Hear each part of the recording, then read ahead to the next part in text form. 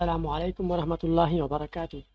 আমলে নাজাত ইউটিউব চ্যানেলের মধ্যে আপনাকে স্বাগতম। আজকে আমরা শিখতে যাচ্ছি কঠিন বিপদের সময় পাঠের 3টি দোয়া। এই 3টি দোয়া যদি আপনি পাঠ করেন তাহলে ইনশাআল্লাহ কঠিন বিপদ থেকে আপনি মুক্তি লাভ করবেন ইনশাআল্লাহ। দেখতে পাচ্ছেন, প্রথম দোয়াটি হচ্ছে লা ইলাহা ইল্লা আনতা সুবহানাক ইন্নী কুনতু মিনাজ জালিমিন, অর্থাৎ দোয়ায়ে ইউনুস। এই দোয়াটির অর্থ হচ্ছে আল্লাহ ছাড়া কোনো সত্য মাবুদ নেই, আমি আল্লাহর পবিত্রতা ঘোষণা করছি, নিশ্চয়ই আমি জালেমদের অন্তর্ভুক্ত হয়ে গেছি।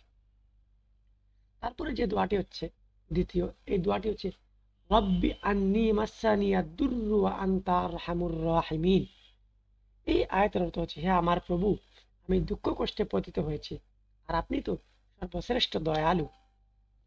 তৃতীয় দোয়াটি হচ্ছে রব্বি ইন্নি মাগলুবুন ফান্তাসির। এই দোয়াটির অর্থ হচ্ছে, হে আমার রব, আমি তো অসহায়, আমি আপনি আমাকে সাহায্য করুন। দেখতে পাচ্ছেন, উভয় আয়াতগুলো কিন্তু কোরআনের আয়াত। এটা সূরা আম্বিয়ার 87 নম্বর আয়াত, এটা সূরা আম্বিয়ার 83 নম্বর আয়াত, এটা সূরাতুল কামারের 10 নম্বর আয়াত। আমরা যেন কঠিন বিপদের সময় এই দোয়াগুলো পাঠ করি এবং পরবর্তী দোয়া পাওয়ার জন্য এই চ্যানেলটি সাবস্ক্রাইব করি।